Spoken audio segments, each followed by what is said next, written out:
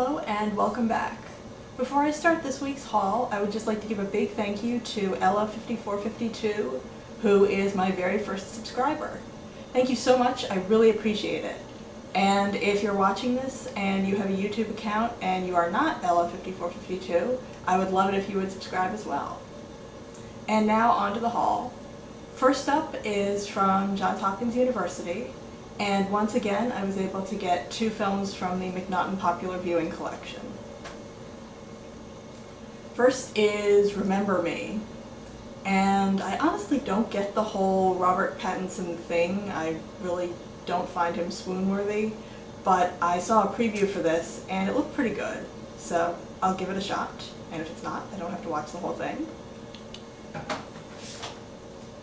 Next is Pretty Bird, which is a film about a trio of inventors and stars Billy Crudup, whom I really admire.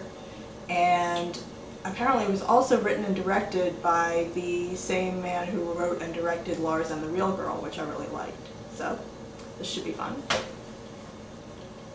And unfortunately this does not really have a cover, it's just sort of a generic video packaging cover. But this is Anatahan, which is a Joseph von Sternberg directed film about a group of Japanese sailors marooned on an island during World War II with one woman. And I don't know if, I haven't seen it yet, so I don't know if she winds up working her feminine wiles or what exactly happens, but I like von Sternberg's work a lot.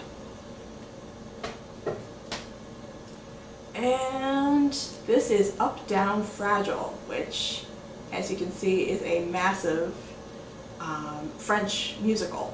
It's almost 3 hours long, and it's directed by Jacques Rivette, who sort of specializes in 3-hour-long movies. He also did La Belle Noiseuse and Céline and Julie Go Boating, both of which I really liked.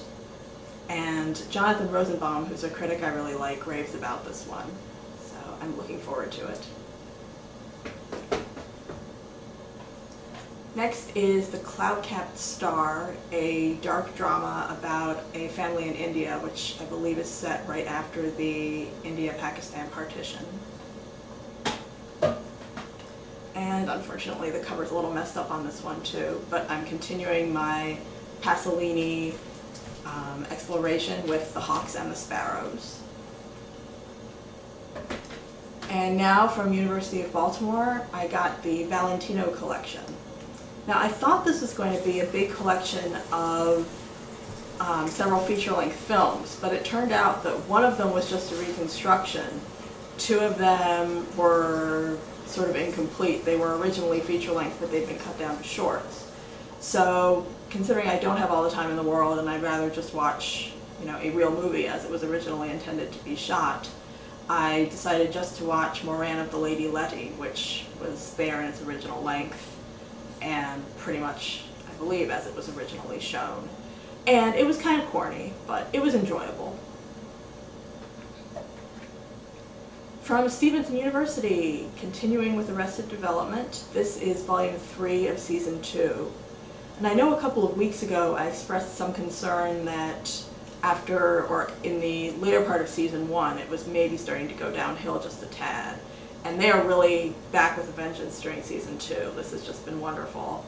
And on the last disc I learned what happens if you go swimming in the ocean. Apparently you get your hand bitten off by a seal and have to wear a hook. So I'm looking forward to other cautionary tales from this.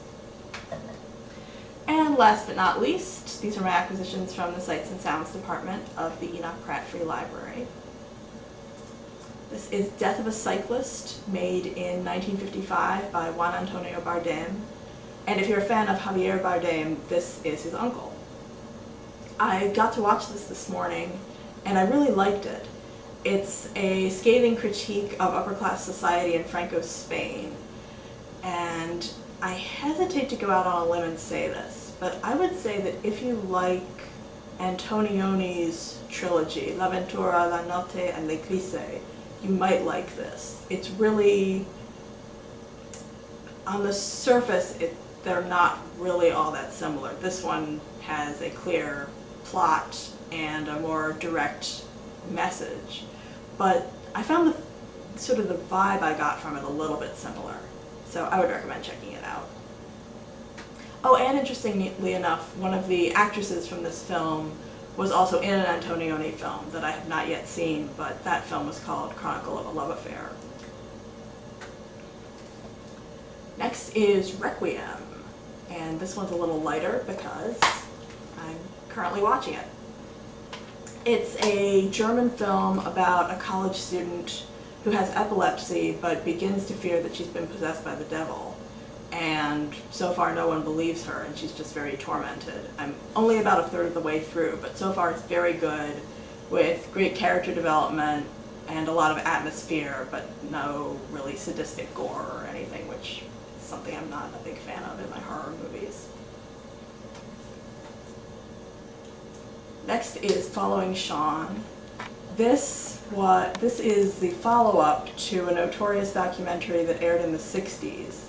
And in that documentary, the filmmaker profiled a family living in the Haight-Ashbury, and their young son Sean, who I believe was 4 years old at the time, was talking about smoking marijuana and eating marijuana and this very bohemian lifestyle. And then the filmmaker, years later, decided to go and catch up and see what Sean is up to now. And I have not seen the early documentary or this one yet, and fortunately this one includes the earlier documentary on the disc. Next is Paddle to the Sea, which is a classic short film based on the classic children's book. It's distributed by Janus, so I figured it's probably pretty interesting. Then we have Thriller, and sorry, this one doesn't have a cover either. This is distributed by Women Make Movies, which all have this sort of black spine, black cover. This is directed by Sally Potter, and it's a short film, 34 minutes, I think, and it's a feminist deconstruction of La Boheme. And I just realized a couple days ago after I checked this out that I've actually seen a lot of Sally Potter's feature-length films. I think I've seen 3 out of 4. And was not really crazy about them, but this sounded really interesting, so we'll see. And last but not least, for my mini-series of the week, I got the BBC production of Jekyll. According to one of the librarians at the Sights and Sounds desk, this is really good. It's apparently a modern-day adaptation, so we'll see how that goes. And if you've made it this far, thanks for watching, and I hope you'll join me for my next video.